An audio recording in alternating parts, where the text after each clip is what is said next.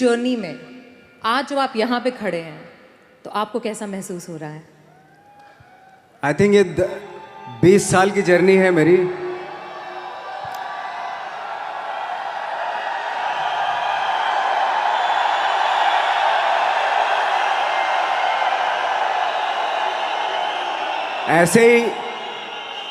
ऐसे जब 20 साल पहले मैं खड़ा हुआ था ऐसे किसी ऑफिस में जाके, तो मुझसे पूछा गया था कि क्या है, किसी डायरेक्टर के असिस्टेंट ने पूछा था क्या है, मैंने कहा एक्टर हैं। बोले दिखने से तो लगते नहीं हो एक्टर हो। तो क्या होता था कि इंडस्ट्री में हमेशा ये चलन था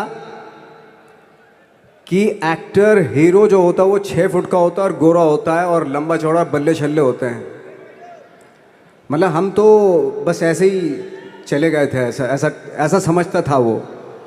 और शिप्रा, मैं आपको यकीन दिलाना चाहता हूँ इस चीज़ का कि मेरे खुद के रिश्तेदारों ने भी, जब मैंने उनसे इच्छा जाहिर की कि मैं एक्टर बनना चाहता हूँ, तो उन्होंने भी मुझे डीमोरलाइज किया कि पहले शक्ल तो देख ले अपनी, क्योंकि 5 फुट का छोटा पतला दुबला सा आदमी, काला कलूटा। मुझे खुद को पता नहीं था कि इंडस्ट्री में मेरा क्या हाल होगा, बट एक जिद थी और हजारों लाखों, मतलब सालों साल से इंडस्ट्री में सिर्फ यही चलन था कि एक्टर तो, हीरो तो जो है ऐसा होता है। लेकिन इन सब ऑड सिचुएशंस के बावजूद भी गए। लेकिन एक चीज़ मेरे दिमाग में थी कि जो सब कर रहे हैं वो नहीं करना है, तो अलग क्या करूं, अलग क्या होना चाहिए। उसके लिए ट्रेनिंग की ज़रूरत थी, जो मैंने नेशनल स्कूल ऑफ ड्रामा में आके ट्रेनिंग ली। 3 साल मैंने एक्टिंग की पढ़ाई की वहाँ पे, और अपनी एक क्राफ्ट के बारे में समझा कि एक्चुअली इस पर्सनैलिटी में अगर मैं लोगों को इम्प्रेस करना चाहता हूँ, उसके लिए एजुकेशन की बहुत ज़रूरत है, या जो भी आप काम कर रहे हो उसमें क्राफ्ट, उसका एक्सपर्ट होना बहुत ज़रूरी होता है। ऐसे ही हवा में नहीं कि जैसे पहले होता था, अरे यार तो बहुत खूबसूरत दिखता है, फिल्मों में जाके काम करना शुरू कर दे, ऐसा नहीं। किसी चीज़ को बारीकी से जानना, उसके लिए ट्रेनिंग की, एक्सपर्ट्स की, एक्सपीरियंस की ज़रूरत होती है। तो मैंने ट्रेनिंग ली नेशनल स्कूल ऑफ ड्रामा से, और 2000 में मैं पहुंच गया मुंबई पहुंचने के बाद जब हम किसी ऑफिस में जाते थे,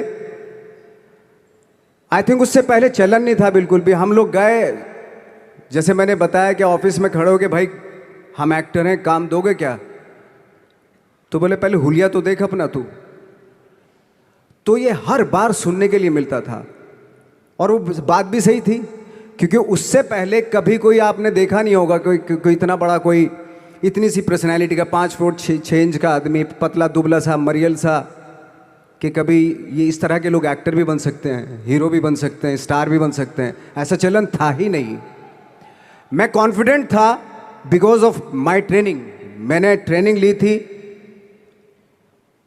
और अपनी क्राफ्ट के बारे में बहुत अच्छे से जानता था मैं, और उस चीज़ का सिर्फ कॉन्फिडेंस था मुझे कि आज नहीं तो कल, कल नहीं तो परसों, या 10 साल या 20 साल या 30 साल के बाद नंबर ज़रूर आएगा मेरा। मैंने कभी भी अपने को टारगेट नहीं दिया मैंने कि अगर 2 साल ट्राई करके देखता हूँ, उसमें अगर हो गया तो ठीक है, वरना कोई दूसरा फील्ड अपना लूँगा। ऐसा कभी नहीं। जिस चीज़ का पैशन होता है, जज्बा होता है, अगर आप दिल से चाह लो ना, तो पूरी दुनिया झुक जाती है उसके ऊपर। उसको पूरा करने के लिए पूरी कायनात एक हो जाती है कि इस आदमी की जिद के लिए, इस आदमी की जिद के आगे झुकना पड़ेगा, और पूरी दुनिया झुकती है आपकी जिद के आगे। लेकिन आपको जिद्दी होना पड़ता है, आपको बहुत सारे सेक्रीफाइस भी करने पड़ते हैं, क्योंकि ये आपने चाहा है। परीक्षा देनी पड़ती है आपको, जितना बड़ा इम्तहान होगा उतनी बड़ी परीक्षा भी देनी पड़ेगी। आसान काम नहीं है। छोटे छोटे टारगेट बनाएंगे तो छोटों में निपटारा हो जाएगा। हमेशा अपने आप को टारगेट बढ़ा दो। तो उसके लिए हमेशा अपने आप को अनकंफर्ट जोन में डालो कि जो इम्पॉसिबल है उसको पॉसिबल करने की शिद्दत, पैशन आपके अंदर होना चाहिए, वो हो जाता है। आज जो दुनिया में इतने सारे एक्सपेरिमेंट हुए हैं, ये सिर्फ इसी बिना पे हुए हैं पागलपन के जरिए ही हुए हैं ये सारे एक्सपेरिमेंट। एक मैंने कहीं सुना था कि जब आप एक्सपेरिमेंट करते हैं तो फेलियर भी होते हैं, कई बार फेलियर होते हैं। कोई एक एक्सपेरिमेंट करने के लिए, कोई एक चीज़ करने के लिए बहुत बार हमने भी झेला है, बहुत बार फेलियर हुए हम लोग। लेकिन एटलीस्ट हमें इतने सारे फेलियर होने से इतने तरीके पता चले कि इन तरीकों से सक्सेस नहीं मिल सकती। फॉर एग्जाम्पल, एडिसन ने जब बल्ब का आविष्कार किया तो 100 बार एक्सपेरिमेंट किए अपनी ज़िंदगी में। 100 बार एक्सपेरिमेंट करने के बाद जब उसको पता चला कि अरे फॉर्मूला तो ये था बल्ब बनाने का, तो एटलीस्ट उसको ये, उसके साथ साथ उसको ये भी पता चला कि 100 जो तरीके हैं, 100 तरीकों से बल्ब नहीं बनता, ये भी पता चला उन फेलियर्स में उसको।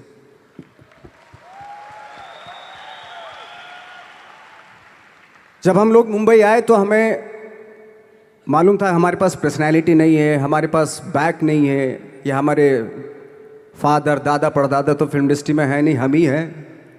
तो हमें क्या करना चाहिए?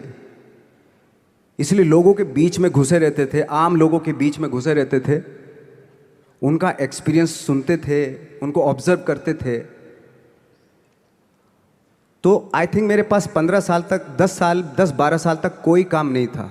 जैसे आपने बताया कि बहुत ही 10-10 सेकंड के रोल करके घर में आके बैठ जाता, पूरे साल खाली बैठे रहते थे हम लोग। लेकिन एक चीज़ थी कि लोगों के बीच में रहते थे। लोगों के बीच में रहने से ये एहसास हुआ हमें कि तरह तरह के लोग हैं, लेकिन हमारी इंडस्ट्री में सिर्फ एक ही तरह की एक्टिंग होती है। हजारों करोड़ों लोग हैं इस दुनिया में, लेकिन एक्टिंग सिर्फ एक ही तरीके से होती है हमारे यहाँ।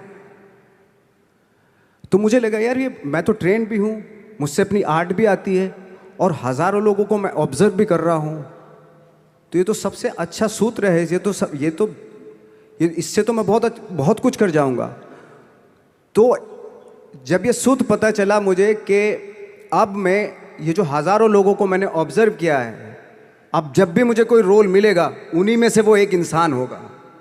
उसी में वो ठाकरे, बाला साहब ठाकरे होंगे, उसी में मंटो होगा, उसी में गणेश गायतोंडे होगा, उसी में फैजल खान होगा, उसी में माजूमदार साहब होंगे। तो इस तरह के, ये कब हुआ? जब हमने लोगों को ऑब्जर्व करना शुरू किया, लोगों के बीच में रहे।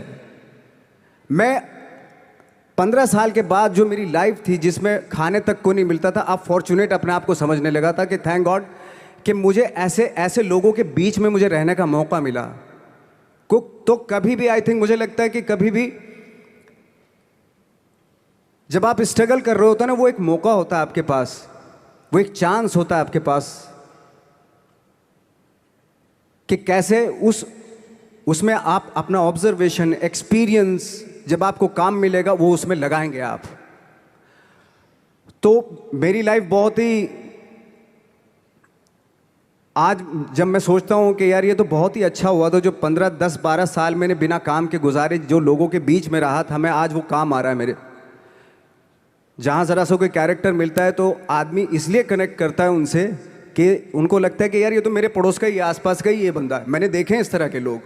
आई थिंक यही हमारी सबसे बड़ी जीत है एज एन एक्टर।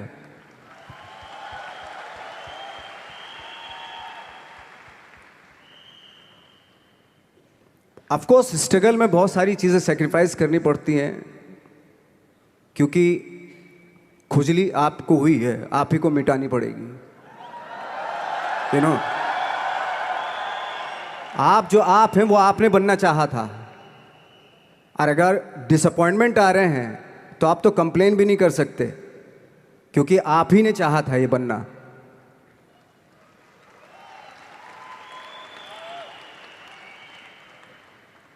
तो बस यही था कि 10-12 साल तक मैंने सोचा था, 10-12 साल जब स्ट्रगल हो गए तो मेरे बहुत ज़्यादा वो भी हुआ कि यार छोड़ के चले जाते हैं, कुछ काम मिल नहीं रहा है, क्या हो रहा है कुछ पता नहीं, आई डोंट नो मिल पाएगा या नहीं मिल पाएगा। फिर ये होता था कि नहीं, मेरी मदर जो है ना एक लेटर लिखती थी मुझे हमेशा। तब मोबाइल नहीं आए थे, पेजर आए थे, तो पेजर यहाँ पे लगा के चलते थे हम लोग। जब उनको मालूम हो जाता था कि भाई बंदा जो है ना थोड़ा सा फ्रस्ट्रेशन में है, डिप्रेशन में है क्योंकि काम नहीं मिल रहा, तो मेरी माँ मुझे एक लेटर लिखती थी, उस पर लिखती थी कि लिखने के बाद एक लास्ट में लिखती थी कि 12 साल में कचरे के दिन भी बदलते हैं, तू तो इंसान है, तू तेरा दिन भी बदलेगा।